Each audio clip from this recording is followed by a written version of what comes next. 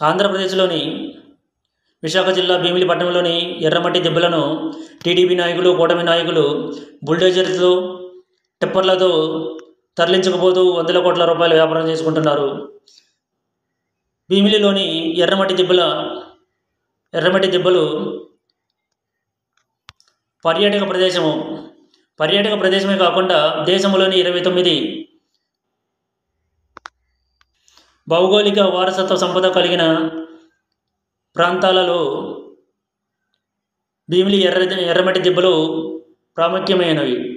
ఇటువంటి ఎర్రమట్టి దిబ్బలలో దేశంలో 2 చోట్ల మాత్రమే ఉన్నాయి. ఒకటి భీమిలి, రెండోది తమిళనాడులోని పేరి వద్ద. ఇటువంటి వారసత్వ సంపద కలిగిన భౌగోళిక గుర్తింపు కలిగిన ఎర్రమట్టి దిబ్బలను టీడీపీ నాయకులు, కూటమి నాయకులు తరలించకపోతుంటే పవన్ కళ్యాణ్ ఎందుకు మాట్లాడడం లేదు? ఇక్కడ ఎర్రమట్టి దిబ్బలను తరలించకపోవడం వల్ల పర్యావరణ విధ్వంసం జరుగుతుంది, పర్యావరణం నాశనం అవుతుంది. ఇదే పవన్ కళ్యాణ్ గారు, జగన్మోహన్ రెడ్డి గారు రిషికొండపై 10 ఎకరాల ప్లేస్లో గుట్టలను తవ్వి ప్రభుత్వానికి అవసరమైన బిల్డింగ్లు కట్టిస్తూ ఉంటే గుట్టను మొత్తం నాశనం చేస్తున్నాడు, పర్యావరణానికి విధ్వంసం చేస్తున్నాడు, పర్యావరణాన్ని నాశనం చేస్తున్నాడు అంటూ పెద్ద పెద్ద డైలాగులు చెప్పాడు. ఊగిపోతూ మాట్లాడారు, మెడకోసుకుంటూ మాట్లాడాడు, గట్టిగా మాట్లాడుతూ జగన్మోహన్ రెడ్డి గారిని విమర్శించాడు. ఇప్పుడు ఎర్రమట్టి దిబ్బలను తరలించకపోతుంటే పర్యావరణం విధ్వంసం జరగట్లేదా? ఇప్పుడు ఎందుకు మాట్లాడడం లేదు పవన్ కళ్యాణ్? ఎందుకంటే ఈ ఎర్రమట్టి దిబ్బలను తరలించకపోతున్న వారిలో టీడీపీ నాయకులతో పాటు జనసేన నాయకులు కూడా ఉన్నారు. వారికి కూడా ప్యాకేజీలు అందుతాయి కాబట్టి టీడీపీ నాయకులు కానీ, జనసేన నాయకులు కానీ ఎవరు మాట్లాడడం లేదు.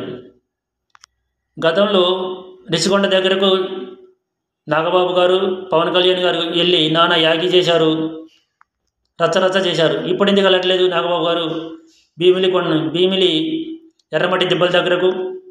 ఎందుకు ఎర్రమట్టి దిబ్బలను తరలించకపోకుండా ఆఫ్ చేయడం లేదు?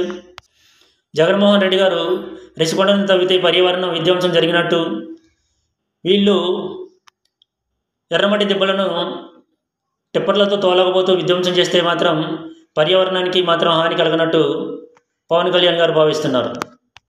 ఇప్పటికైనా పవన్ కళ్యాణ్ గారు స్పందించి టీడీపీ నాయకులను, జనసేన నాయకులను ఎర్రమట్టి దిబ్బలు తరలించకపోకుండా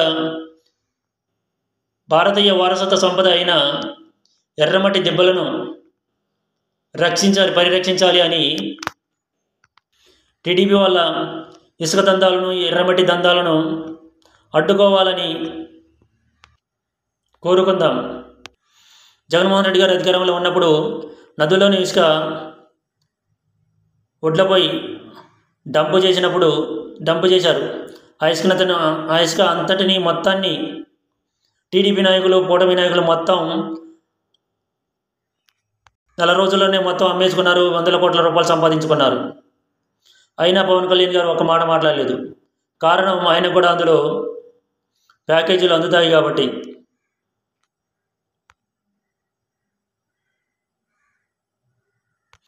ఈ విధంగా ఉచిత దందాలు, ఎర్రమట్టి దందాలు చేసిన టీడీపీ నాయకులు వారి గురించి ఏమీ మాట్లాడలేరు. పవన్ కళ్యాణ్ గారు మాట్లాడడానికి కూడా సాహసం చేయలేరు.